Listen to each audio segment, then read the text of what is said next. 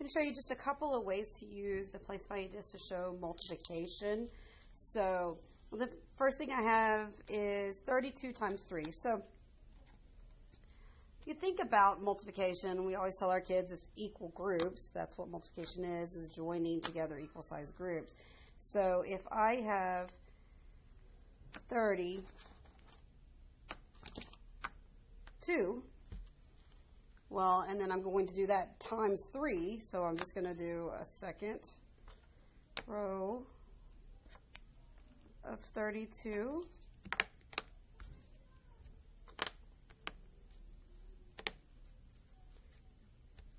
And then a third row of 32. So you see our array are 3 groups of 32. So then that's 10, 20, 30, 40, 50, 60, 70, 80, 90, 1, 2, 3, 4, 5, 6, 96.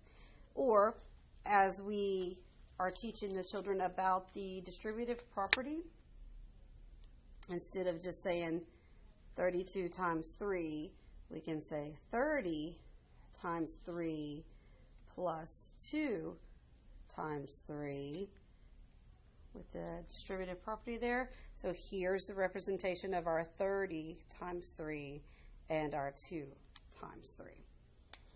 Okay? So I'm going to look at something slightly different now. So we're going to take the problem, and this is a 2-digit, but it's a 2-digit that is a multiple of 10. So we're going to do 30 times 21. All right, and I'm just going to draw a quick place value chart. Okay.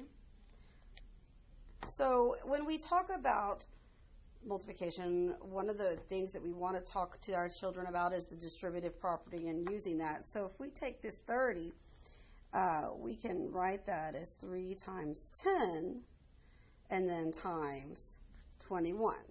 All right? Because we can break that apart, multiply each one of those parts, and then put them all back together, right? So, or 3 times 10 is 30 times 21, either way. So, and then we can incorporate our associative property in here and say, I'm going to multiply this part of it first. 10 times 21. Well, when I use my place value disk to start with 21, there's 21. So we've spent some time when we were learning about place value early on, and we've talked to our students about how when you're in this place of the base 10 system, and as we move over one space, that's a multiplication of 10. And as we move over another space, that's a multiplication of 10, and so forth. Each column is 10 times the one before it. So if I'm doing 21 times 10, then all I have to do times 10 is to move everything over a column. So this can move here. So instead of being 20, now it's actually 200. And my 1 will move here. So instead of being 1, it's now actually 10. And of course, you could do that without the place value disk. If you just drew that, there's 21. So we want these to move over here and this to move over here. So now what we have is 210 showing, 210. Now we are almost finished. We still have to do this times 3. Well, 210 times 3, there's another 210. And there's another 210. So what do we have? 1, 2, 3, 4, 5, 6. But this is in the hundreds place, and you could actually trade them out for that. But this is 630. Back here, when I moved these over, depends on your students.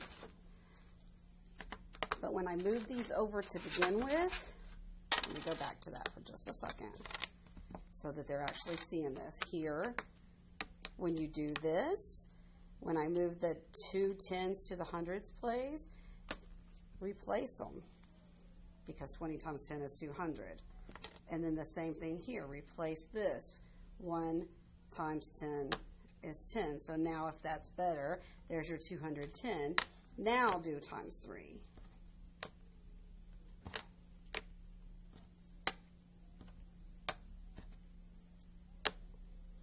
1, 2, 3, 4, 5, 630. Okay, so if I were doing it just with pictorially here, it doesn't matter because they're just dots anyhow. So that's 210, and then times 3 is 630. So just another way of looking at it.